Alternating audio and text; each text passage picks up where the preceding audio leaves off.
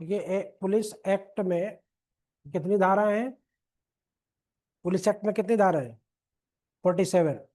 तो वो हो चुका है। उसके बाद एक पुलिस रेगुलेशन पढ़ना होता है, ठीक है, जिसमें करीब 557 या 58, 54, हाँ 554 पैराज है, ठीक है। तो चैप्टर कितने हैं? 37। हाँ 37 उसमें चैप्टर है। तो उसमें कुछ सिलेक्टिव चैप्टर हमको पढ़ने हैं, बाकी सब छोड़ देना। सिलेक्टिव में चैप्टर 10 तक पूरा जो हायरार्की होती है पुलिस वालों की, उसके बारे में दिया गया है। तो वो एक नॉर्मल उसमें आपको पढ़ना है कि किसकी क्या ड्यूटी है, किसके क्या, वो तो पढ़ना है, वो उसमें समझना नहीं। उसके बाद कुछ चैप्टर हम लोगों ने सेलेक्ट किए हैं जहाँ पे हम लोगों को चर्चा करनी है, ठीक है। और उसमें सवाल कैसे बनते हैं प्री में, मेंस में, वो देखना, बस इतनी सी बात है इसमें, ठीक है। तो उसी में आज हम लोगों का चैप्टर जो होगा वो 12 होगा, है ना, चैप्टर 12 है ना। पैरा 129 से 146, 146। तो इसमें करीब करीब वो बातें जो पुलिस एक्ट में आप, सॉरी, जो रेगुलेशन में पढ़ोगे, ये करीब करीब ये बातें आपकी सीआरपीसी में भी है। ये बातें सीआरपीसी में भी है, लेकिन यहाँ पे थोड़ा से उसका माइन्यूटली वर्णन कर दिया गया है। जैसे 136 में देखिएगा आप, पैरा 130, सॉरी 129, पैरा 129, ये जो बीएनएसएस की जो पुरानी आईपीसी थी, सॉरी सीआरपीसी थी, उसका सेक्शन 40, अब जो है वो सेक्शन 34 है ना, प्रेजेंट में सेक्शन 34।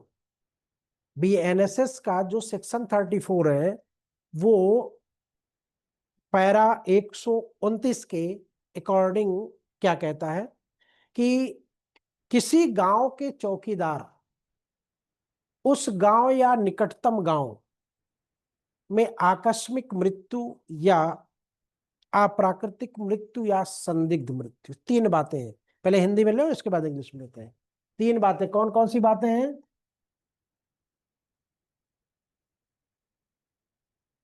अप्राकृतिक मृत्यु, दूसरा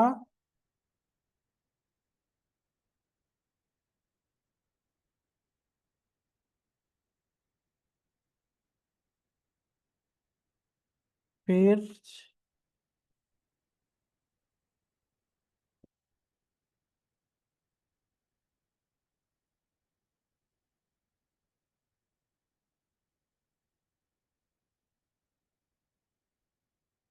अगर ये तीन कंडीशन की मौतें होती हैं तो वहां का जो चौकीदार होता है या पड़ोस के गांव का जो चौकीदार होता है, उसकी ये ड्यूटी होती है कि वो तुरंत सूचना किसको पहुंचाएगा?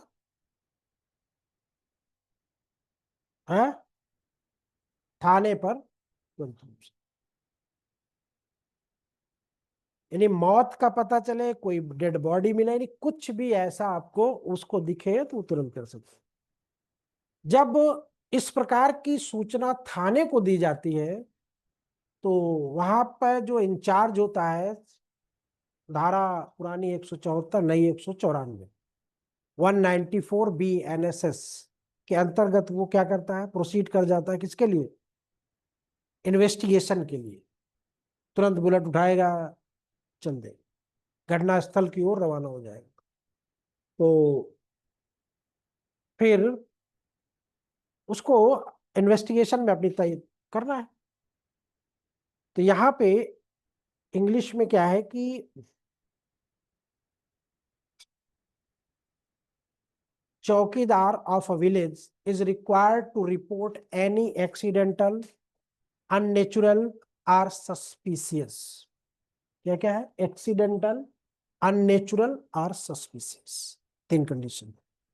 इस तरह की मौतों के बारे में या कोई ऐसी डेड बॉडी या बॉडी का पार्ट कहीं पे भी उसको दिखता है तो उसकी सूचना वो तुरंत थाने के भारसाधक अधिकारी को या थाने पर देगा, ठीक।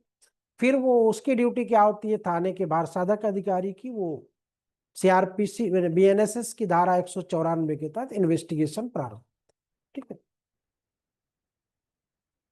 अब इन्वेस्टिगेशन के बाद या इन्वेस्टिगेशन में जो वो रिपोर्ट लाता है उसका क्या करेगा? अब कौन कौन से मामलों में, जैसे अब यहाँ पे इनको डिफाइन कर लो कि भाई ये जो अप्राकृतिक मौत हुई है, या जो संदिग्ध मौत हुई है, या आकस्मिक मौत हुई है, तो आत्महत्या इसमें किस में आएगा? आत्महत्या अप्राकृतिक में, आकस्मिक में, संदिग्ध में। हम्म?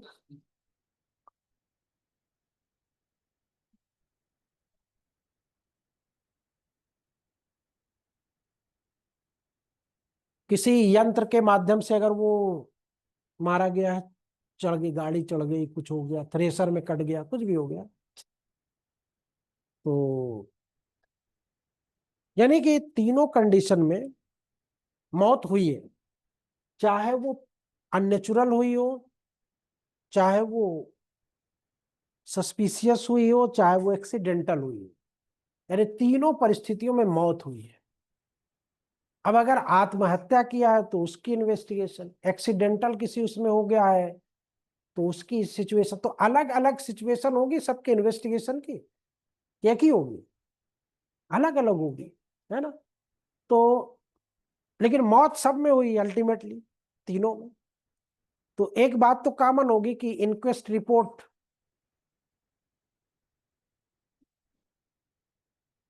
इंक्वेस्ट रिपोर्ट क्या होती है? अब लेक चौकीदार ने सूचना तो दे दिया, पुलिस वाले बेचारे गए, इन्वेस्टिगेशन भी किए, उनको पता चला कि साहब ये आत्महत्या कर लिया बंदे ने। अब समीक्षा होगी मृत्यु की, तो अब क्या करेगा वो? क्या वो करने के लिए कैपेबल है, ऑथराइज्ड है? नहीं। निकटतम कार्यपालक मजिस्ट्रेट को सूचना देगी, साहब ऐसी ऐसी घटना हो गई। किसको देगा? निकटतम एग्जीक्यूटिव मजिस्ट्रेट को। कौन होता है निकटतम एग्जीक्यूटिव मजिस्ट्रेट? एसडीएम होता है करीब में। अब एसडीएम किसी को भी रेफर, तहसीलदार को ही बोल सकता कि आप चले जाइए, रिपोर्ट तो साइन तो उसी की होनी है, बोल देगा आप चले जाइए, देखिए क्या हुआ है मामला, कहाँ पे लाश मिली, क्या हुआ है ना? तो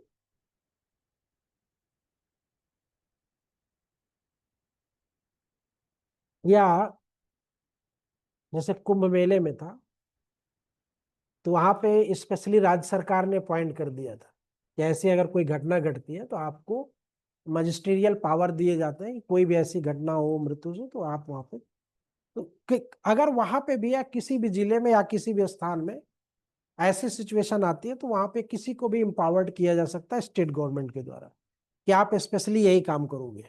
ठीक है ना, बात समझ गए? तो यहाँ पे ये करेगा, ठीक है। फिर जब एग्जीक्यूटिव मजिस्ट्रेट या एसडीएम जब वहां पहुंचेगा घटनास्थल पे, तो क्या करेगा? कौन सी प्रोसीडिंग अडॉप्ट करेगा? मृत शरीर का और वहां पड़ोस के दो अन्य प्रतिष्ठित निवासियों का, है ना, उपस्थिति में अन्वेषण करेगा और मृत्यु के दृश्यमान कारणों की रिपोर्ट तैयार करेगा। और ऐसे घावों, अस्थिभंगों, नीलों, क्षति एक्सेट्रा के बारे में, यानी जो उसके शरीर पर पाए, नाखून नीले पड़ गए थे, होंठ नीली पड़ गई थी, गर्दन में चोट के निशान, जो भी होगा उसमें, वो सब अक्षर सा दर्ज होगा। ठीक। दर्ज होने के बाद कौन से उपकरण से किया गया है, गड़ासा से काटा गया है, चाकू से काटा गया है, तीर से मारा गया, समथिंग टाइप, यानी सारी इंफॉर्मेशन होनी चाहिए। ठीक है।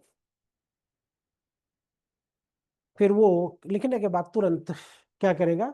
जिला मजिस्ट्रेट को अपनी रिपोर्ट भेज देगा। लेकिन जब महिला की मौत 7 वर्ष के अंदर होती है तब है,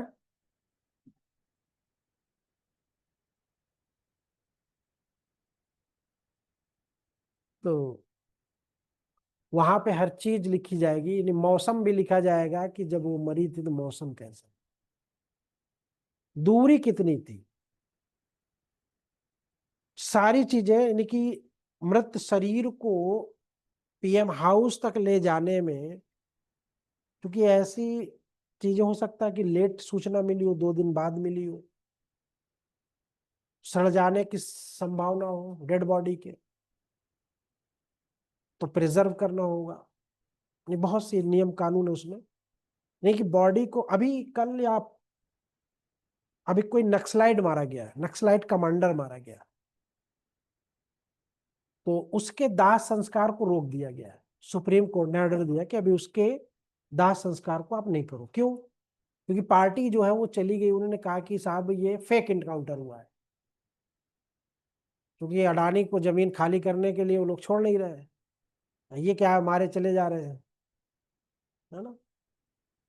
तो उसने कहा कि साहब ये फेक इनकाउंटर हुआ है। तो सुप्रीम कोर्ट ने कहा कि अभी उसका अंतिम संस्कार नहीं करिएगा, तो अब अंतिम संस्कार नहीं होगा तो उसकी बॉडी को प्रिजर्व किया जाएगा। अब जब किसी की बॉडी को प्रिजर्व किया जाता है तो उसके लिए केमिकल वगैरह लगा के संरक्षित रख लिया जाता है। ठीक है, तो यहाँ पे कितनी दूर है क्या है वो सारी चीजें लिख के और मेडिकल ऑफिसर से रिपोर्ट लेके, यानी कहने का मतलब कि किसी भी डेड बॉडी के साथ अन्याय नहीं होना चाहिए। प्रॉपर वे में उसका जो तरीका है उस तरीके से उसको रखना चाहिए, संरक्षित करना चाहिए, या उसका फ्यूनरल करना चाहिए, यानी अंतिम जो उसका संस्कार होता है। फिर जिस धर्म के अनुसार होता है उस धर्म के अनुसार, जैसे लावारिस अभी मिलेंगे ना, तो उनमें होगा जिस धर्म के अनुसार होगा उसी धर्म के अनुसार उसका अंतिम संस्कार होगा। नहीं, नियम कानून बड़े अच्छे हैं अपने देश के, लेकिन अब ना मानने वाले या ना मनवाने वाले दोनों वैसे ही है, तो क्या किया जाए। फिर अन्वेषण के लिए कौन सशक्त होगा? पैरा 131, इसमें क्या कहा गया है कि ये जो इन्वेस्टिगेशन है कौन करेगा? किसके बाद? 2 लोग हैं इसमें, यानी ये इसके नीचे नहीं होगा, है ना, और जिसको एसपी अपॉइंट कर दे। ठीक है, उप निरीक्षक और ऐसे हेड कांस्टेबल जिसका चयन पुलिस हाँ कप्तान द्वारा किया जाता है। ठीक है,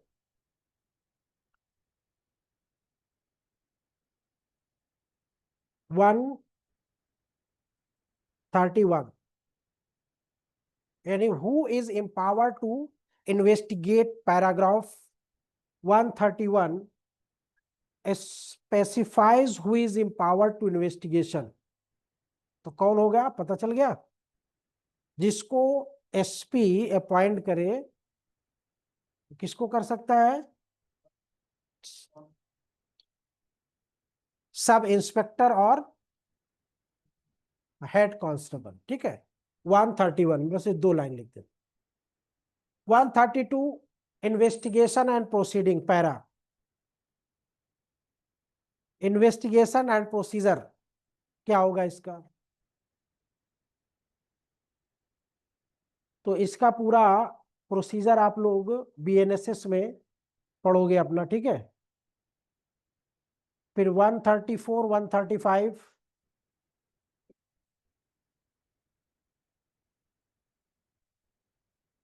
यानी जो 132 है ये आपका पूरा प्रोसीडिंग हम लोग बीएनएसएस में भी पढ़ेंगे, कैसे इन्वेस्टिगेशन होगा और कैसे उसका प्रोसीजर होगा। हाँ, मेरठ में नहीं होगा वो मैनुअल होता है। ठीक है, तो मैनुअल ने मैनुअल खरीदोगे पुलिस रेगुलेशन का जब मिलेगा उस। ठीक है, उसमें सब चीज रहता है पूरा, इतनी इतनी मोटी होती है पढ़ने की जरूरत नहीं है। फिर 134 और 135 पैरा क्या कहते हैं? जहां मृत्यु किसी संज्ञेय अपराध की दशा में हुई है और वो सस्पिशियस मैंने संदेहास्पद है, और अब पुलिस अधिकारी को क्या करना चाहिए वहां पे? उसको खुद नहीं समझ में आया कि मौत कैसे हुई। जैसे कभी कभी होता है कि बहुत सी मौतें जो होती हैं बाहरी किसी चोट के हो जाती हैं, तो अब उसमें ये गांव वाले तो यही कहेंगे भाई नेचुरल हुई है, गांव वाले को बचाना है।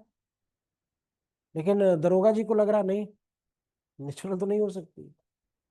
बेचारे देखे उलट पलट के, कहीं कुछ नहीं दिखा, तो उन्होंने कहा कि ऐसा करो, इसको इंक्वेस्ट रिपोर्ट में डालो, ठीक है।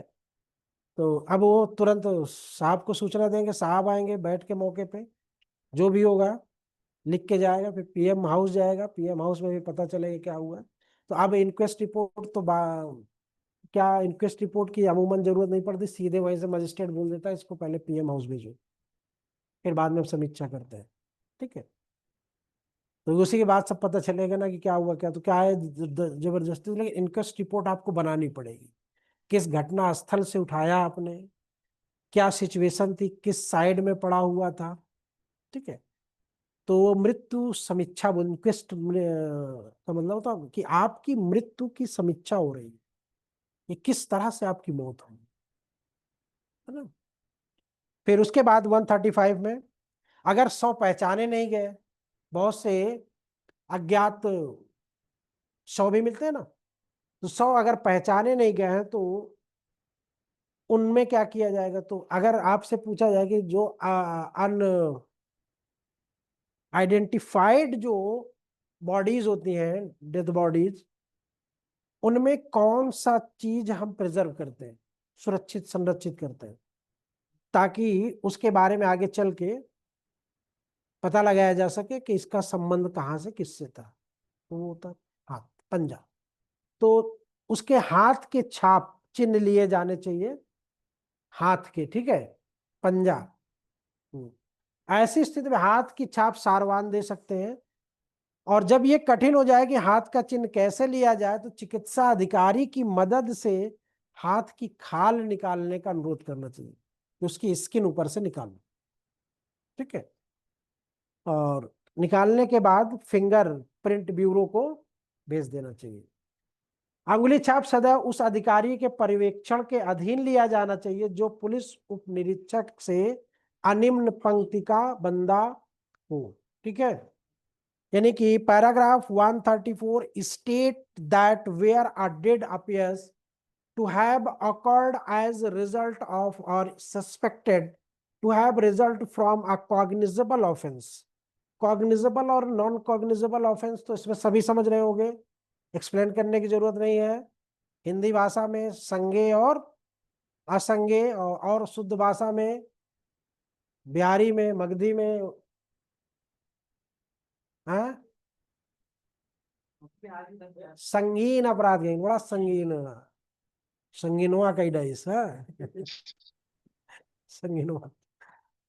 तो cognizable any other reason investigation officer deemed it necessary to send the body of postmortem examination, weather condition and the time interval must also be।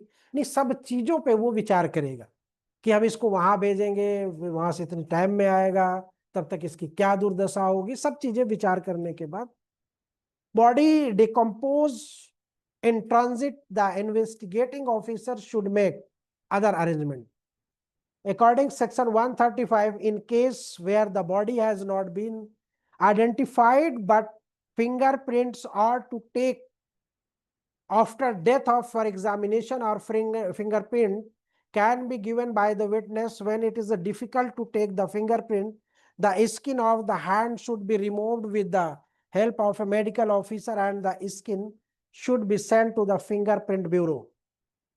Fingerprint should always be taken under the supervision of an officer not below the rank of sub inspector। जो उसकी चमड़ी उधेड़ी जाएगी वो sub inspector की मौजूदगी में उधेड़ी जाएगी, ठीक है। वो मेडिकल ऑफिसर उधेड़ेगा उसका, ऑपरेशन जब कर डालता है तो चमड़ी नहीं निकाल सकता, कैसे निकालना उसको, ठीक, बात समझ में आ गई। 136 देखिए, देखिए इसमें जो प्री में सवाल एक बनता है वो ये बनता है कि कुछ पैरा है जो पैरा अपने आप में विद हेडिंग है, तो उनका सुमेलित करने का बनता है। अभी जब टेस्ट होगा नेक्स्ट वीक पुलिस रेगुलेशन का, उसमें मिलेंगे आपको, ठीक है। तो नेक्स्ट वीक पुलिस रेगुलेशन का टेस्ट होगा, जैसे हेडिंग है इसमें मृत शरीर या घायल व्यक्तियों की परीक्षा, examination of dead bodies or injured person, para 136। Para 136, police regulation provide that the following itself shall be taken by the investigation officer to assist the medical officer in examination the dead body of injured person. कौन कौन से कदम उठाए जाएंगे?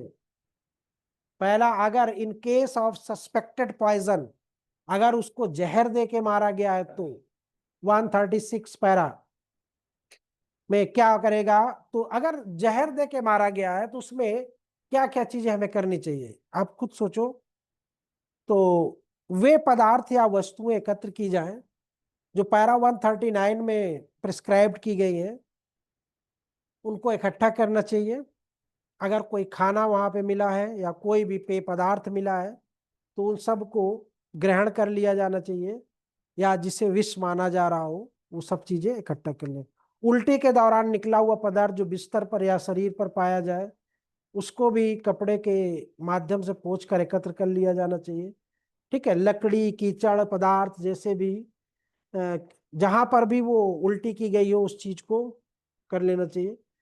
किसी पात्र में उल्टी किया गया है पदार्थ, बॉटल एक्सेट्रा, नहीं कहने का मतलब वो सब अगर सौदा होने के पश्चात लेना है तो चिता का भस्म आपको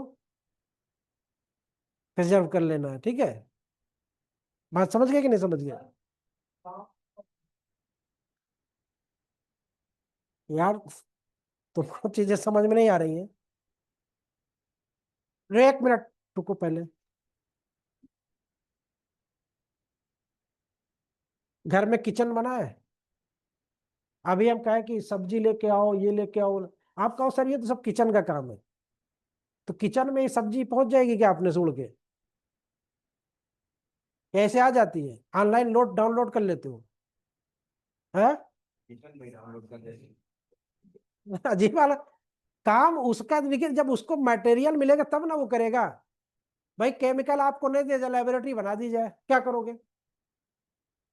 लेबोरेटरी बना दी जाए, उसमें केमिकल और कुछ इंस्ट्रूमेंट ना दिया जाए, क्या करोगे? खाली हम ऊपर लिख। भाई पुलिस वालों का काम क्या है? मैंने क्या कहा कि पुलिस, मजिस्ट्रेट और मेडिकल, ये बीएनएसएस में तीनों का रोल होता है। जज साहब उल्लू की तरह बैठे रहेंगे, अगर उनके पास कोई केस ना पहुंचे, और केस कैसे कौन लेके जाता है? पुलिस वाले लेके जाते हैं। ठीक, मेडिकल रिपोर्ट कौन देगा? डॉक्टर साहब देंगे। तो अगर इनका दोनों का हाथ ना हो तो जज साहब क्या करेंगे? खाली टाई टांगे बैठे रहेंगे, चुपचाप बैठे रहेंगे उल्लू की तरह। आ रहा कोई, आ रहा कस्टमर आ रहा है, रेगिस्तान में दुकान खोलने की तरह होगा, बैठे रहो, कस्टमर देखते रहो कोई आ रहा है कि नहीं आ रहा चारों तरफ, है ना? तो समझा करो चीजों को, हर चीज बोली नहीं जाती। वो अभी क्या कर रहा है? वो उठा रहा है, प्रिजर्व कर रहा है, उसको सुरक्षित कर रहा है। सुरक्षित करने के बाद वो लेबोरेटरी जाएगी, तब देखा जाएगा कि कौन सा पॉइजन। मान लो पॉइजन पता है, हर पॉइजन आपको पता है क्या? सल्फास तो पता होगा आपको, सल्फास जानते हो क्या होता है? चूहा मारने की दवा होती है, वो भी खा के आदमी मर सकता है ना? तो कहते हो चूहा मारने वाली दवा खा के आदमी कैसे मर सकता है? तो वो नेचर ऑफ पॉइजन जो होगा वो लेबोरेटरी में पता चल रहा। अब लेबोरेटरी में जब तक वो जाएगा नहीं, मान लो उल्टी किया उसने, उल्टी से उस निकल के आएगा ना, जहर निकलेगा उसके साथ नहीं निकलेगा, अब उसको प्रिजर्व कर लीजिए, जब जाएगा तो पता चलेगा। इसीलिए हम पोस्टमार्टम रिपोर्ट में जो विसरा होता है, विसरा जानते हो ना, उसको प्रिजर्व किया जाता है इन फ्यूचर कभी भी। उससे ये पता चलता है कि जो व्यक्ति, जैसे मान लो मॉर्निंग में हत्या हुई है तो उससे एग्जैक्ट समय भी पता चलता है। मान लो पुलिस वालों ने लिख दिया कि इसकी दोपहर दिन में हुई है, 2 बजे 12 बजे हुई है, तो विसरा से ये पता चल रहा कि इसका पेट खाली था, दोपहर में इसका पेट 2 बजे तक खाली था। क्यों खाली था? सुबह से कुछ खाया नहीं था। कुछ अनुमान इंगित हो रहा है? अनुमान लग रहा है? इसका मतलब व्यक्ति अपहरित तो नहीं था, अपहरणकर्ताओं ने इसको खाने को न दिया, मार दिया। या उसके पहले उसको चॉकलेट खिला, बच्चा रहा हो मान लो, कुछ भी चॉकलेट खिलाया गया बच्चे, तो अब वो चॉकलेट कहाँ से मिली होगी? किस प्लेस से बच्चा, कहाँ पे क्या हुआ है? तो धीरे धीरे क्लू एक दूसरे से मिलते चले जाते। सब्जी खाई थी, आलू बैगन की सब्जी खाई थी, खाया पड़ोसन के यहाँ था, मरा अपने घर में, घर में आलू बैगन की सब्जियां नहीं बनी थी। अब मसला फंस गया, पत्नी कह रही ना, आलू बैगन तो मैंने बनाई नहीं थी, रिपोर्ट में तो आलू बैगन आ रहा है। तो आप बोले ये सुबह गए कहाँ थे? कहा साहब पड़ोसी के घर गए थे। पड़ोसी में कौन रहते, किसके घर जाते हैं अपने? बोले साहब उनके घर। उनके हस्बैंड कहाँ रहते हैं? साहब वो सऊदी में रहते हैं। अच्छा। अरे क्लू एक निकलते चला आ रहा है, तो इसीलिए प्रिजर्व कर लिया जाता है। बात समझ में आ रही कि नहीं आ रही? अब वो पेट्रोल क्राइम वो सब, हाँ वो सब अपना देखते रहते हैं।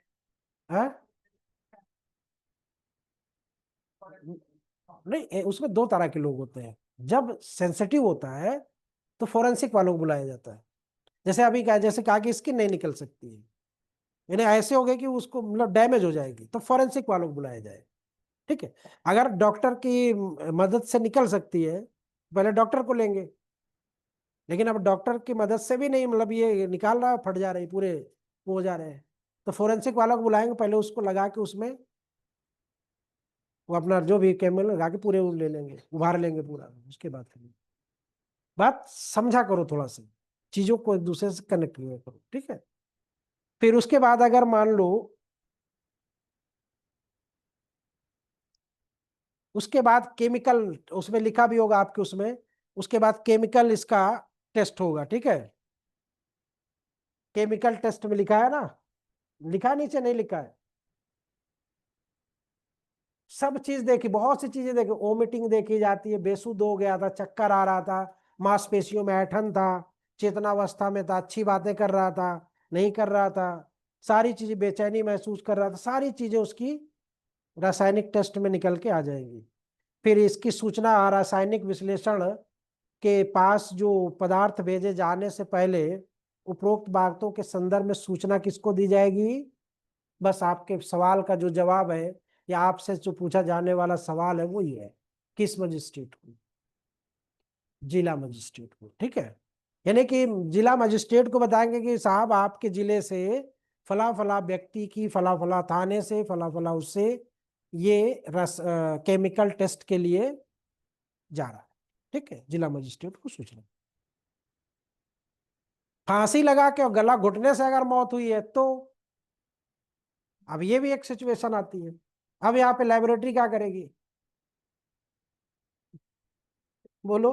अगर फांसी लगा के कोई मर गया है या गला घोंट के मार दिया गया है, केस ऑफ हैंगिंग और स्ट्रैंगुलेशन है, तब क्या होगा बोलो? अभिषेक, उस सिचुएशन में क्या होगा? पैरा 136 सब क्लास 2।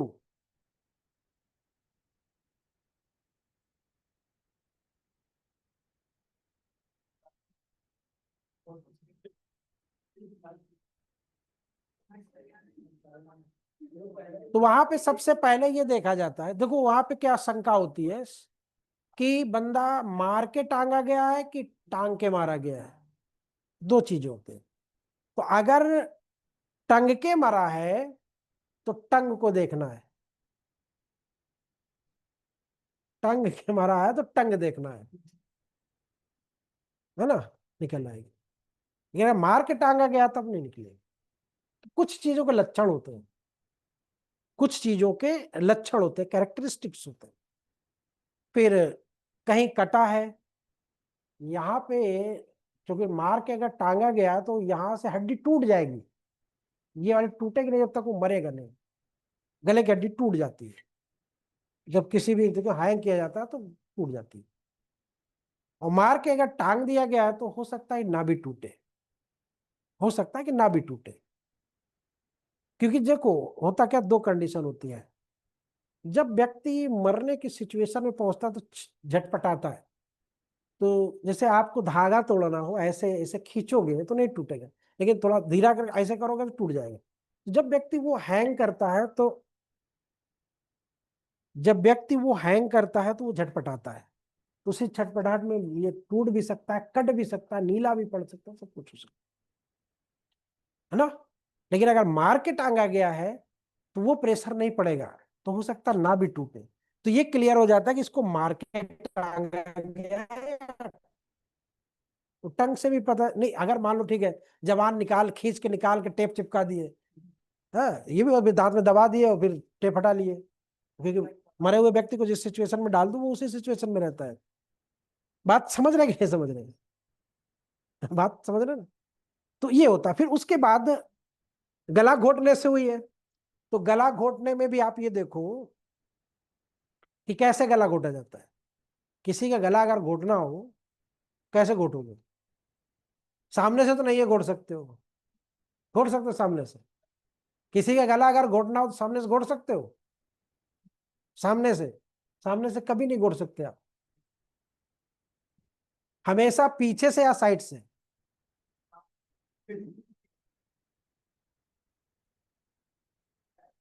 घोटना है, गला घोटना है।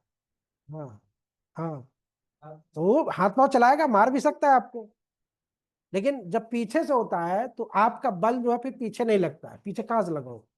तो आसानी जो होती है पीछे से होती है। या कपड़े उपड़े से आप कर रहे हो तो सामने से कतई नहीं कर सकता, ऐसे करोगे, ऐसे करोगे तो क्या होगा? मार देगा, लात फैल जाओगे आप, है ना। हाँ समझ रहे नहीं।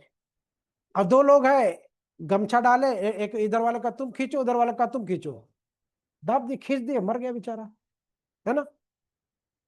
तो कहने का मतलब कि हर एक चीज का नेचर होता है। अब जैसे बायां हाथ वाला व्यक्ति, जो हम लोग आर बनाम रिचर्डसन में पढ़े थे, बायां हाथ वाला व्यक्ति क्या दाहिने हाथ से काट सकता है गला?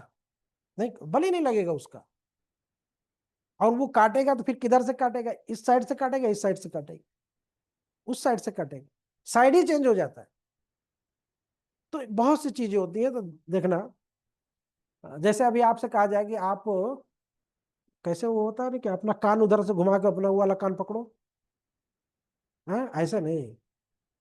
हाँ, आप पकड़ लोगे, बड़े हो गए हो। ठीक है। फिर नेक्स्ट क्या, 136 सब class 3, when a body is found in a tank or well in following points should be needed।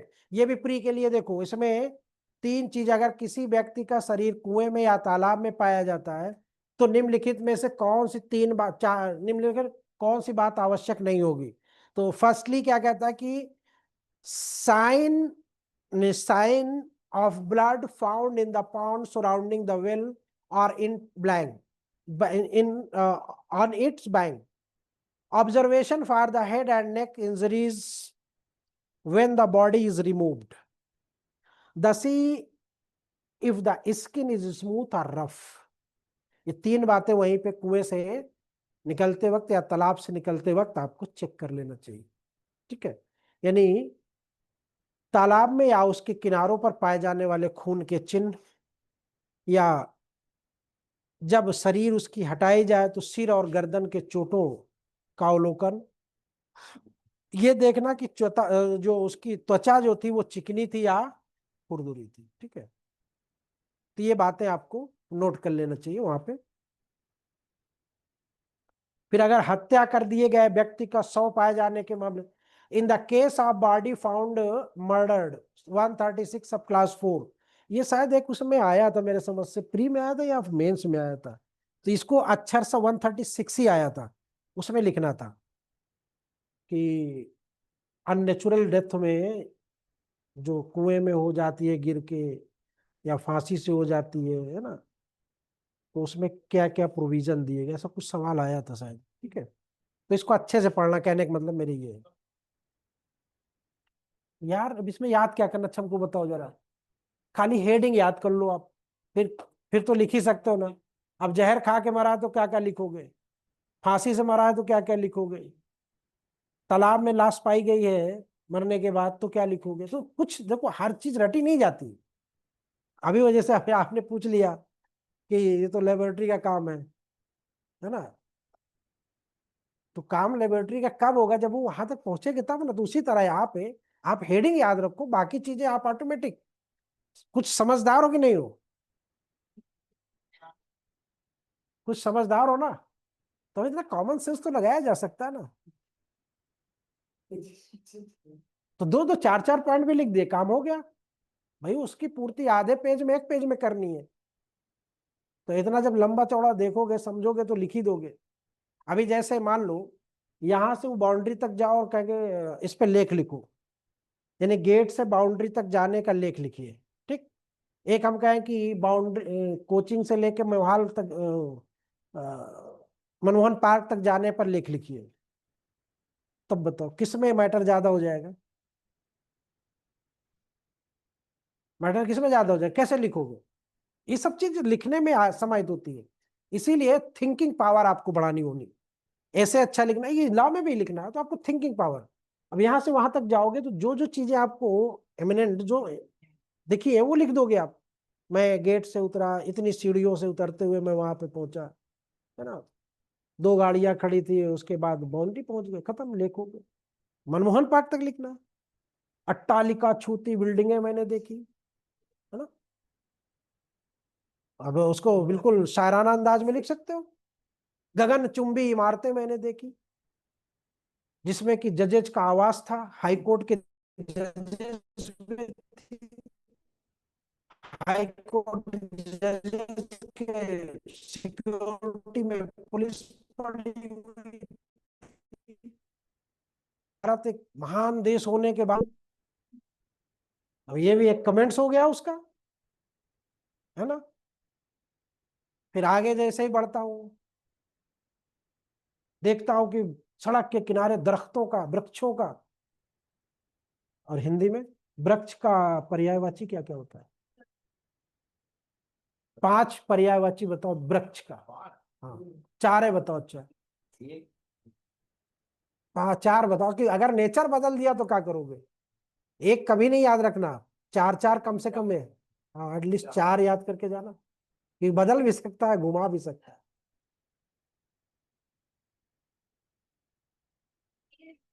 हाँ, दरख्त, पेड़, द्रम, हाँ तरु, तरु भी तो होता है ना। हाँ, तरु भी तो होता है। वृक्ष, वृक्ष भी है। हाँ, ठीक है। हाँ, दरख्त भी होता, उर्दू में दरख्त होता, लेकिन अब आ गया तो पर्यायवाची में आ गया दरख्त, है ना। तो अब ये लेख आप लिख रहे हैं, वहां तक तो बड़ा हो गया, यहां तक छोटा था, है ना। तो बात उसी तरह है, जब आप टॉपिक को पढ़ रहे हो इनवाइड में, थोड़ा समझ के, तो बनी सी बात है आप 2 4 बातें अच्छी लिख सकते हो, नहीं लिख सकते हो। ठीक।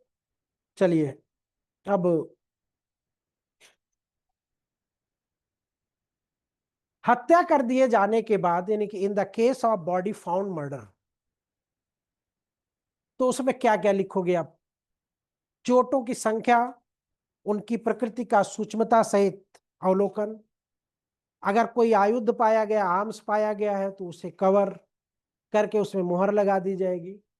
रक्त और उसके जो विसरा है, वो जो भी चीज वहां पे मिली है, नवजात शिशु है, लावारिस छोड़ा जाता है, तो उसका कॉर्ड का अवलोकन किया जाता है, और बल प्रयोग के निशानों को भी देखा जाता है। ठीक है, तो ये 136 सब क्लास 4 आ जाएगा कि नहीं आ जाएगा? सब क्लास 5, 136 सब class 5, in the case of presumed murder and burial और क्रिमेशन ऑफ द रिमेन, 136 सब क्लास 5।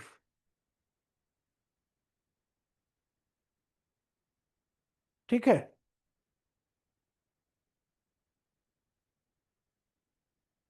सब कुछ देखना, हड्डी भी देखना है, क्योंकि प्रकल्पित है ना, प्रिज्यूम्ड है, तो अब उसमें क्लियर नहीं है क्या है, तो सब चीज देखोगे तभी तो पता चलेगा कितने निशान है, हड्डी टूटी है कि नहीं टूटी है, विस्पान किया कि नहीं किया, पेट में खाली पाया गया कि नहीं पाया गया, ठीक है, क्या किया गया, तो सारी चीजें, जबड़े कैसे थे उसके, सारी चीजें देखी जाएंगी।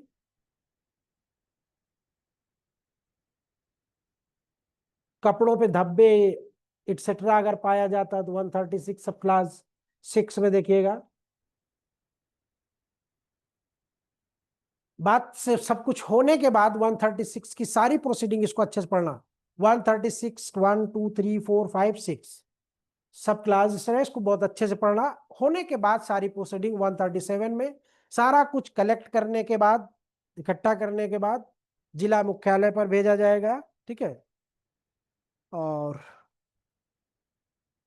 जी अगर रेलवे में कोई घटना घटी है तो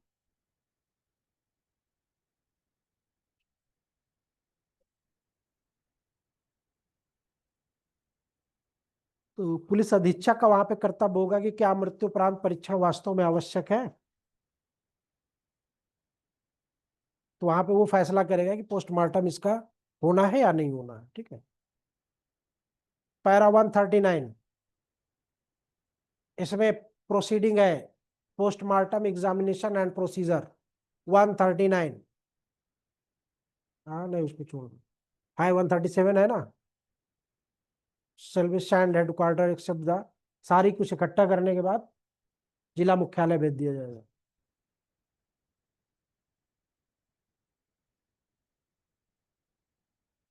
139 देखिए ना,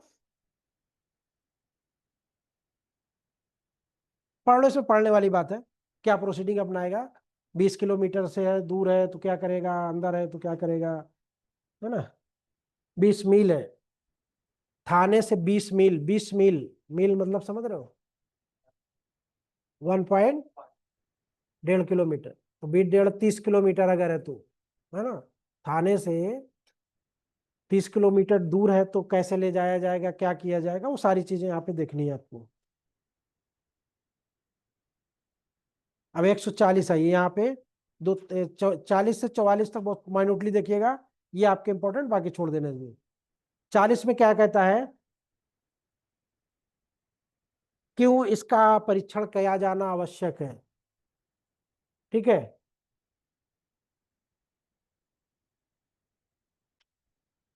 कौन बताएगा उद्देश्य क्या है, पुलिस वाला बताएगा। ठीक है, पुलिस अधिकारी। फिर 141 में आपका काम है लोक अभियोजक सीधे मुख्य चिकित्सा अधिकारी से पत्राचार करेगा जब वो परीक्षण के लिए कोई चीज या पदार्थ भेजे। फिर 142 कैसे देगा, आवरण युक्त लिफाफे में, हाँ अंतर वस्तु के साथ तथा बीजक, बीजक इनवाइस होता है, इनवाइस, बीजक को इनवाइस बोलते हैं। क्या क्या आइटम था उसमें, उसकी एक लिस्ट बनाता है, किन किन आइटम का हमने वो किया है। ठीक है। और हाँ, इनवाइस समझ रहे हो, बीजक। ठीक। 143 इंजर्ड पर्सन को मुख्यालय भेजा जाए तो,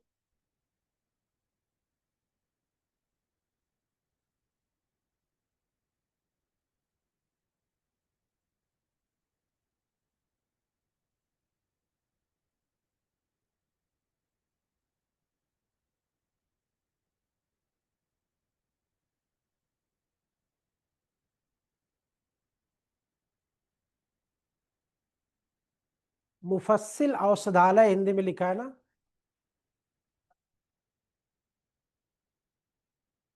हाँ वो इंग्लिश में भी लिखा है। कौन सा 143 मुफस्सिल। अच्छा ये बताओ, सीएससी पीएससी का नाम सुना है कि नहीं सुना। CSC PSC community health centre. हम्म, तो ये अमूमन गांव में बनाए जाते हैं। तो हर गांव में नहीं होते हैं, जो बड़े बड़े गांव होते हैं उनमें 2 3 गांव को, 4 गांव को मिला के एक कम्युनिटी हेल्थ सेंटर बना दें, और एक पीएससी प्राइमरी हेल्थ सेंटर बनाया जाए। तो अब मान लो यहाँ से 100 किलोमीटर दूर किसी गांव में आपके साथ एक्सीडेंट हो गया, तब जिला मुख्यालय लाओगे आप, प्राइमरी उपचार उसको कहाँ दोगे, जो नियरेस्ट होगा। तो ये जो विलेज जो होता है ना, जो रूरल जिसको बोलते हैं, रूरल डिस्पेंसरी जो होती है उनको मुफस्सिल औषधालय बोला जाता है। ठीक है, रूरल और अर्बन समझ रहे हो ना। हाँ, सरकारी, गांव के सरकारी अस्पताल, वो ताला बंद रहता है हमेशा। 144 आपका इंपॉर्टेंट, इसको देख लीजिएगा। इसमें जो मृत्यु उपरांत परीक्षण रिपोर्ट आएगी 3 प्रतियों में होगी। एक एक चीज हम लोगों ने 3 प्रतियों में और बनाया था, क्या याद आ रहा है, क्या बनाए थे? एफआईआर बनी थी। एफआईआर की मूल प्रति किसको भेजी जाती है? एफआईआर की मूल प्रति किसको भेजी जाती है? न्यायालय को, कोर्ट को, मजिस्ट्रेट को। यहाँ पे मूल प्रति किसको भेजी जाएगी? हाँ, पुलिस अधीक्षक को। फिर दूसरी प्रति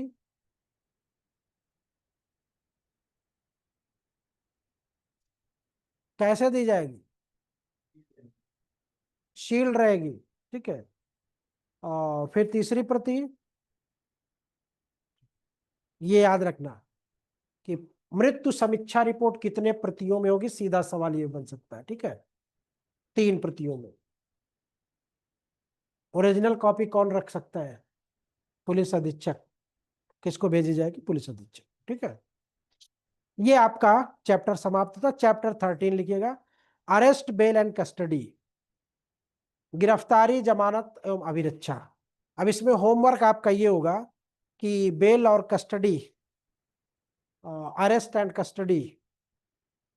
ठीक है, अरेस्ट एंड कस्टडी दोनों में पहले डिफरेंस आपको कलम में बताना होगा। ठीक है, आप बताओगे। ठीक है,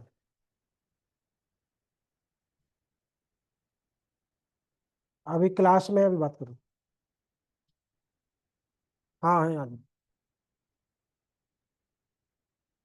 arrest, bail and custody, chapter 13, para 147 to 164।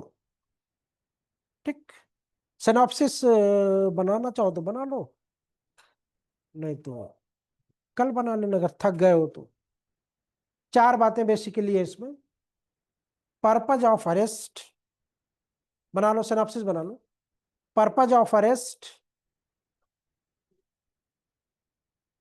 अच्छा, जब वैकेंसी आती है तो बड़ा गजब का जोश रहता है। लोग सोते सोते ही फोन कर देते हैं, सर बैच चल रहा है, हाँ चल रहा है। जैसे जैसे आगे जा रहा है फोन करके भूल जा रहे हैं। फिर कुछ दिन बाद आ रहा है, सर बैच चल रहा है कि नहीं चल रहा है।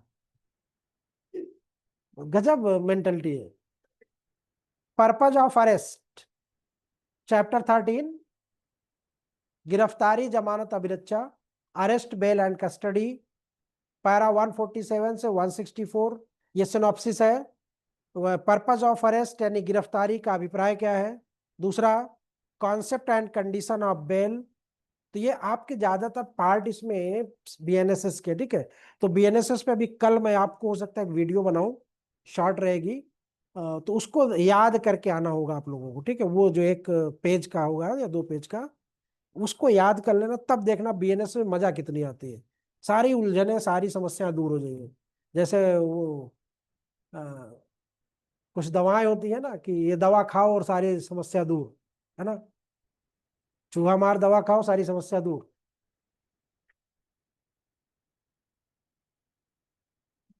जमानत concept and condition of bail हो गया। तीसरा, कस्टडी एंड इट्स मीनिंग, अभिरक्षा एवं उसका अर्थ।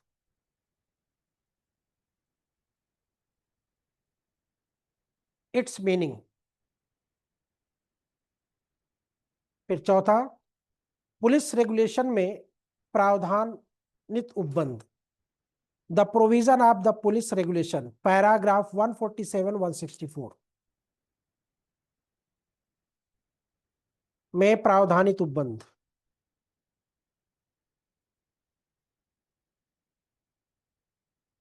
अब इसको हम कल कैटेगरी करवा देंगे 4। ठीक है, हाँ हाँ, अंतर, अरेस्ट एंड कस्टडी। ठीक, टाइप ऑफ बेल पढ़ना है, ये होमवर्क होगा। टाइप ऑफ बेल और अरेस्ट एंड कस्टडी में डिफरेंस। ठीक है।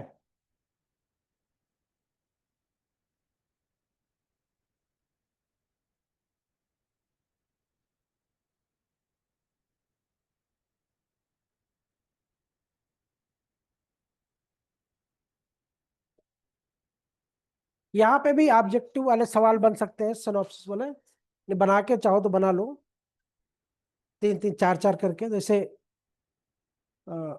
अपराधी की निरुद्ध यानी डिटेंशन ऑफ एक्यूज्ड, है ना, और उसके बाद गिरफ्तार किए गए व्यक्ति की तलाशी,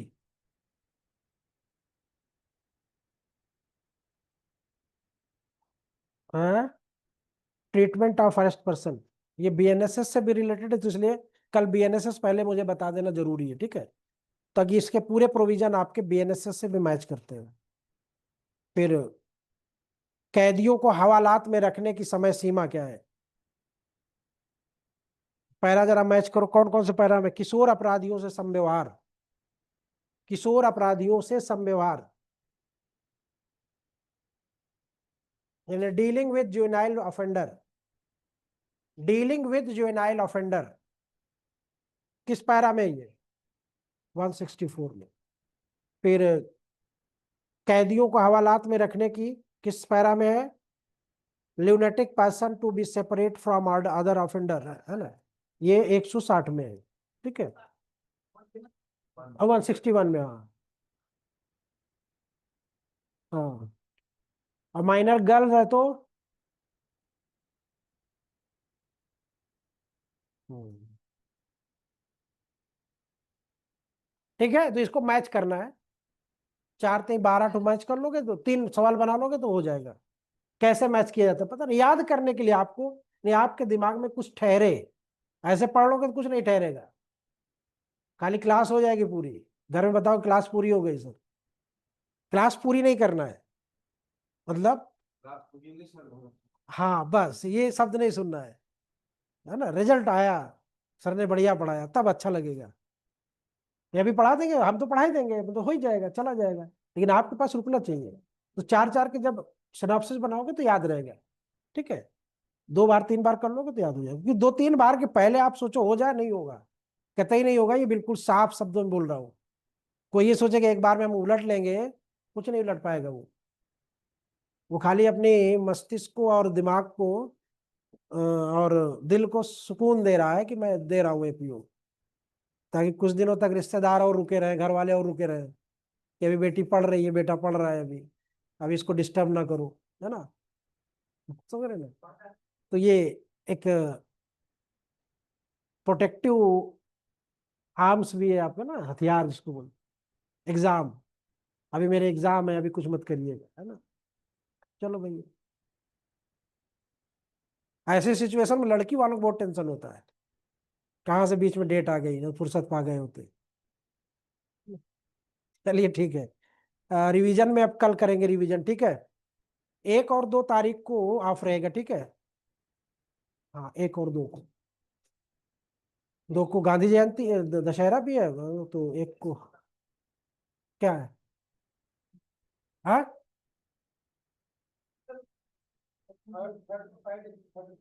हाँ